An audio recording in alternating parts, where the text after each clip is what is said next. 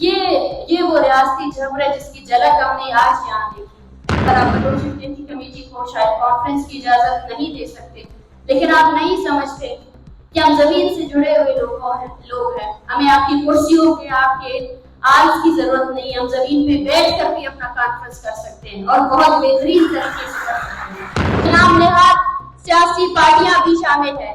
آج ہمیں ان سے بھی سوال کرنا ہے کہ سائل و وسائل کے نام پر سیاست کرنے والے وہ لوگ جنہوں نے صوبائی خود مختاری اور حق خوداریت کے خوشگوار نعروں سے اب ایک قوم کو ورگلایا، ان کو دھوکہ دیا، وہ آج کس جگہ پر کھڑے؟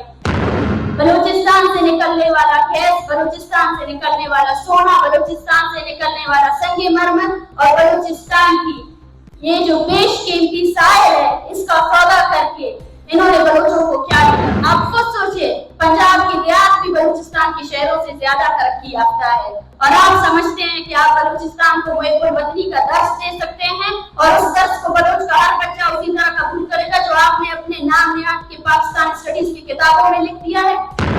میڈیا تک نہیں پہنچ سکتا۔ مین اسٹریم میڈیا کو چھوڑے، یہاں بیٹھے ہوئے لوگوں کو بھی نہیں پتا کہ بلوچستان کے کس خطے میں کس طرح کی مزاحمتی تحریکیں چل رہی ہے، اور وہاں موجود لوگوں کو کس طرح کی ریاستی جبر کی وجہ سے مسائل کا سامنا ہے۔ وہ جھلک ہم نے دیکھی کہ ایک کانفرنس، دنیا جہان میں اس طرح کے کانفرنس رکھے جاتے ہیں جہاں پہ ڈیبیٹ کیا جاتا ہے، پولیٹیکل ایکٹیوسٹ، اسٹوڈنٹس، انٹلیکچوئلس بیٹھ کر اپنے مسائل پر بات چیت کرتے ہیں، ڈسکشن کرتے ہیں، تھرو ریسرچ اس کو آگے لے کر جاتے ہیں۔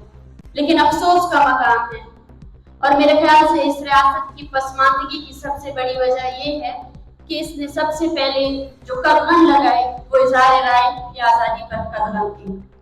وہ لوگوں کو بولنے کی آزادی نہیں تھی، ان کو سوچنے سمجھنے کی آزادی نہیں دی گئی۔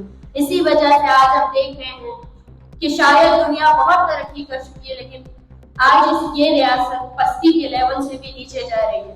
مجھے افسوس ہوا کہ ایک ایسا کانفرنس جس میں شرکت کرنے کے لیے گزشتہ 3-4 دنوں سے بلوچ ایکٹیویٹی کمیٹی کی کوئٹہ کی ڈیوٹی میں وہ تقریباً 24 گھنٹے کام کر رہی ہے، اور اس میں شرکت کرنے والے زیادہ تر افراد بلوچستان کے صحافی، استاد، انٹلیکچوئل اور سیاسی ورکر ہیں۔ ان کو روکا گیا، اور یہ وہ ریاستی جبر ہے جس کی جھلک ہم نے آج یہاں دیکھی۔ آپ خود سوچیں، ان کیمرہ کو ایڈمنسٹریشن کے لوگ، اور مجھے افسوس ہوتا ہے ان کی تعلیم پر، یقین کیجئے اس ریاستی جبر کے نظام کو صرف اور صرف فوج اور اس کا ادارہ نہیں چلا رہا، بلکہ اس سے منسلک اور وہ شخص چلا رہا ہے جو اس کے خلاف مذمت نہیں کرتا۔ وہ پولیس افسر بھی چلا رہا ہے جو ان آرڈرز کو فالو کرتا ہے جس کا اسے خود کچھ نہیں پتا کہ اس کو جاری کرنے والے کون تھے، اور اس پر عمل کرنے سے اس کے جو ایک انسان ہونے کا جو ایک کرائٹیریا آتا ہے، اس کی ضمیر کا کانشیسنس، اس کو جواب نہیں دینا پڑتا۔ ایک ایڈمنسٹریشن کا وہ افسر جو اپنے آپ کو ایک عام آبادی سے بالا تر سمجھتا ہے، اپنے ایک ڈگری کے ذریعے کہ میں فلاں جگہ کا کمشنر ہوں، وہ بھی آرڈرز فالو کر رہا ہے، اور اس کو یہ بھی نہیں پتا کہ وہ آرڈرز کو کس لیے فالو کر رہا ہے۔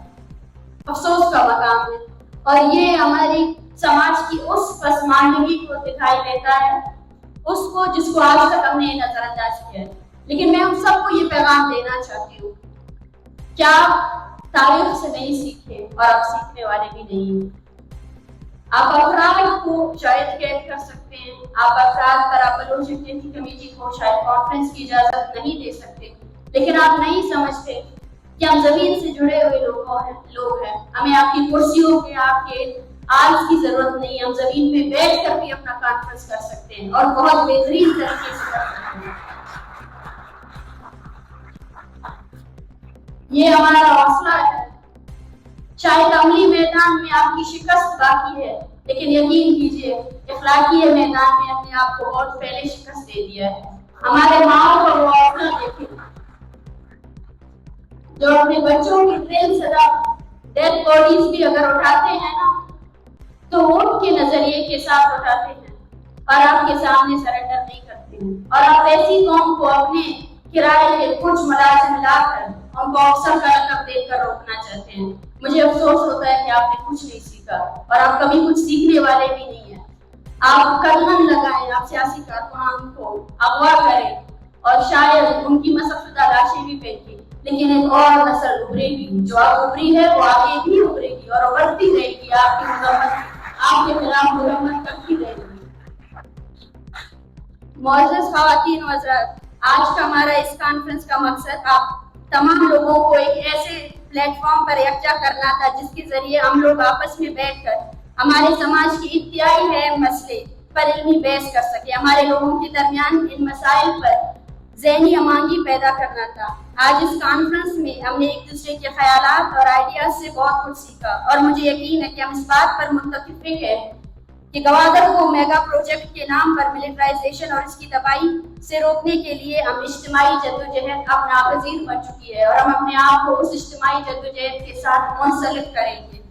जैसा कि हमने गवादर फेंसिंग के मुख्तलिफ पहलुओं पर बहस व मुबासा किया और हमने इस बहस व मुबासे में ये सीखा कि मेगा प्रोजेक्ट के नाम पर गवादर में होने वाली फेंसिंग के असरात पूरे बलूचिस्तान और बलूच समाज पर पड़ेंगे और हम अपनी सरजमीन में बेगाना होंगे और हमारी हालत कुरूनी वस्ता के गुलामों से भी बदतर होगी, जहाँ हमें अपने घरों से निकलने और घर वापस जाने के लिए भी एक गैर मुकामी बंदूक बरादर से इजाजत लेनी होगी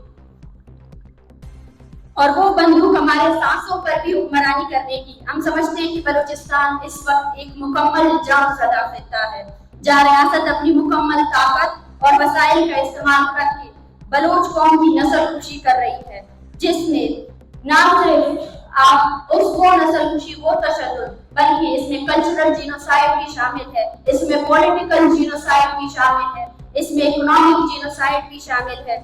इस नस्ल खुशी से बलोच कौम की शिनाख्त, कल्चर और गर्ज की बलोच कौम की किसी भी तबके से ताल्लुक रखने वाला शख्स महफूज नहीं है और गवादर फेंसिंग इसी नस्ल खुशी की पॉलिसी है।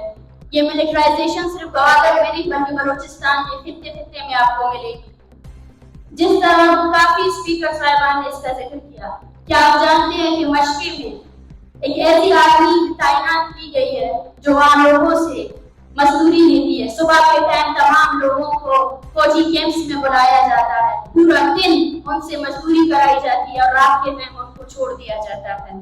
आज बलूचिस्तान के हर हिस्से को फौज जो है ना कंट्रोल कर रही है। मशक़े में ट्रैफिक पुलिस का ऑर्डर भी एक फौजी कर्नल या फौजी सिपाही संभालता है। तो आप खुद सोचें कि मिलिट्राइजेशन की हद क्या है। आपको मशक़े आराम जाने के लिए सबसे पहले वीजा लेना पड़ता है, ठप्पा लगाना पड़ता है, अपने कागजात जमा करवाने पड़ते हैं उन कैंपों में कि आप कौन है, कहाँ जा रहे हैं, किससे मिलने जा रहे हैं। तो ये है बलूचिस्तान की वो हकीकत जो किसी के सामने नहीं आती और ये गवादर तक महदूद नहीं है, बल्कि ये इससे मुतासिर बलूचिस्तान का हर शहर, हर गांव, हर देहात इस चीज से मुतासिर है। मुअज़्ज़िज़ मेहमान, आज बलूच समाज की हालत हम सब से ये तकाजा कर रहे हैं कि हम किस तरह अपने दरमियान इत्तेहाद और इत्तेफाक पैदा करें और बलूच नस्ल खुशी के खिलाफ मजम्मत से निकलकर अमली तौर पर अवामी जद्दोजहद का हिस्सा हो। अगर आज हम इस हालात में बलूच नस्ल खुशी के खिलाफ अमली जद्दोजहद करने के बजाय सिर्फ लफाजियत के छतरी तले अपने आप को रखेंगे तो हमारी आने वाली नस्लें इस सरजमीन को देख नहीं सकेंगी, क्योंकि आज वो कुव्वत जो बलूच नस्ल खुशी कर रहा है वो ये फैसला कर चुके हैं कि वो बलूचों के नाम निशान को इस जमीन से मिटा देंगे। आज मैं आप सबसे अर्ज करती हूँ कि ख्वाबे गफलत से बेदार हो जाएं, इस नस्ल खुशी को समझे, इसका मुताला करे, इसके तमाम पहलुओं पर का भरपूर जायजा ले और फैसला करे कि आप इस नस्ल खुशी के खिलाफ जद्दोजहद के कौन सा हिस्सा इसमें अदा कर सकते हैं। आप उस्ताद हो, वकील हो, रिसर्चर हो, सियासी कारकुन हो, सहाफी हो, गर्ज किसी भी शोबे से आपका ताल्लुक हो, मुझे उम्मीद है कि अपनी जात से निकलकर एक मजलूम कौम के तौर पर इस दर्द को महसूस करें और इस जद्दोजहद में शामिल हो।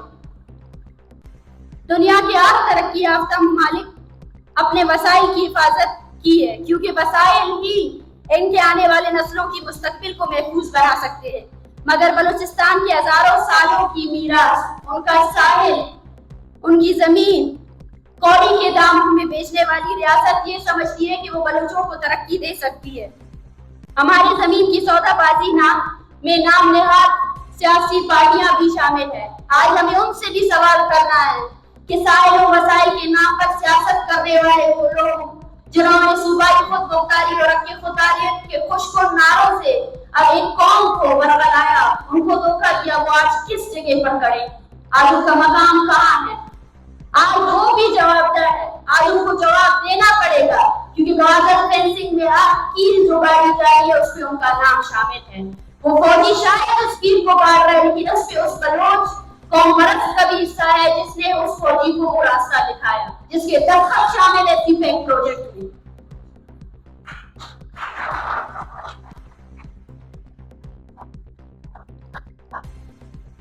नामुनियाद मेगा प्रोजेक्ट के नाम पर बलूचिस्तान की तरक्की के नारे लगाने वालों ने सिर्फ और सिर्फ बलूचिस्तान को एक मिलिट्री जोन में तब्दील किया है। आप खुद सोचे, बलूचिस्तान इस मुल्क का सबसे पसमानदा तरीन इलाका है। अगर आज़ाद-ओ-शुमार का जायजा लिया जाए तो पाकिस्तान के 20 अजला में से पसमानदा तरीन 18 अजला बलूचिस्तान में शामिल है। तो आप खुद सोचे, बलूचिस्तान से निकलने वाला गैस, बलूचिस्तान से निकलने वाला सोना, बलूचिस्तान से निकलने वाला संगे मरमर और बलूचिस्तान की ये जो बेशकीमती साइल है, इसका सौदा करके इन्होंने बलूचों को क्या दिया? कुछ नहीं किया। बलूचिस्तान की बुनियादी हकूक को नजरअंदाज करने से विफाक पर अदम एतमाद और ज्यादा मजबूत होगा। आप खुद सोचे, पंजाब की देहात भी बलूचिस्तान के शहरों से ज्यादा तरक्की याफ्ता है, और आप समझते हैं कि आप बलूचिस्तान को मुहिब्बुल वतनी का दर्स दे सकते हैं और उस दर्स को बलूच का हर बच्चा उसी तरह कबूल करेगा जो आपने अपने नाम निहाद के पाकिस्तान स्टडीज की किताबों में लिख दिया है। वो अदम एतमाद जो आपने गुज़श्ता 75 सालों के तशद्दुद से कमाया है, वो अदम एतमाद अभी इस तरह से कभी भी बहाल नहीं किया जा सकता। जब तक आप तशद्दुद से बलूचों को रूल करने की पॉलिसी को फिर से बदल नहीं सकते, तब तक आप बलूचिस्तान में मौजूद हर बलोच के दिल में विफाक से जुड़ी जो बदएतमादी है वो खत्म नहीं कर सकते हैं। बलोच के साइल और वसाइल पर पहला हक बलोच का है। बलोच को अपने साइल और वसाइल की हिफाजत खुद करनी है और इसका वाहिद हल बलोच कौमी मुजामत है। अगर आज बलोच अपने साइल और वसाइल की दिफा करने में नाकामयाब रहा तो इसकी भारी कीमत हमारे आने वाली नस्लों को चुकानी पड़ेगी। अगर बलोच अपनी शिनाख्त और कल्चर को एक्सटिंक्ट होने से बचाना चाहता है तो अपनी सरजमीन का दिफा करना जरूरी है, क्योंकि फलस्तीन के बगैर फलस्तीन का कोई वजूद नहीं है। इसी तरह मैं समझती हूँ बलूचिस्तान के बगैर बलोच का भी कोई पहचान नहीं है। इस बात को समझने में हम जितनी देर करेंगे उतनी ज्यादा हम इस जबर का जो माहौल है और ज्यादा मजबूत होगा। मैं समझती हूँ कि इस कॉन्फ्रेंस के इनेकाद का मकसद यही था कि हम इस कॉन्फ्रेंस के थ्रू, और मैं इस चीज की माजरत भी मांगती हूँ क्योंकि जगह की कमी की वजह से हम एक बहुत बड़ा इज्तिमा करना चाहते थे, लेकिन आप सबकी जिम्मेदारी यही बनती है कि आप इस कॉन्फ्रेंस में जो डिबेट और डिस्कशन हुए हैं उसको आगे फैलाएं और अमली तौर पर बलोच नस्ल खुशी के खिलाफ जारी बलोच यकजहती कमेटी की तहरीक का हिस्सा बने। और यकीन कीजिए, ये अमर जो हमसे ये कहा जाता है कि इन्हें फर्क नहीं पड़ता और सियासी जद्दोजहद से इन्हें फर्क नहीं पड़ता, मैं इसकी बिल्कुल खिलाफ हूँ। अगर इन्हें फर्क नहीं पड़ता तो एक कॉन्फ्रेंस जिसमें सिर्फ डिबेट किया जा रहा है उसको रोकने के लिए वो इतनी बारी नफरी तैनात नहीं करते। ये बहुत खौफजदा और खोखली रियासत है। इस खोखली रियासत क्योंकि इसका बुनियाद तशद्दुद पे बना हुआ है, कोई प्रिंसिपल, कोई कॉन्स्टिट्यूशन नहीं है इसकी बुनियाद पे। इसकी बुनियाद सिर्फ बंदूक है, और जिन रियासतों की बुनियादें बंदूकें और तशद्दुद हो वो खोखली होती है, वो कमजोर होती है। उसके बजाय आवाम को अपनी ताकत समझना चाहिए, और हमारी ताकत ये है कि हम कोलेक्टिव रहें, हम एक साथ रहें, हम टूटे नहीं, हम बिखरे नहीं, हम इस डिवाइड एंड रूल पॉलिसी को हर अमली तौर पर हम इसकी मुकम्मल तौर पर इसके खिलाफ वर्जी करें और इसको तोड़ दें। बहुत बहुत शुक्रिया, और मैं उम्मीद करती हूँ कि आप बलोच यकजहती कमेटी की इस तहरीक में अमली तौर पर हमारा साथ देंगे। बहुत शुक्रिया।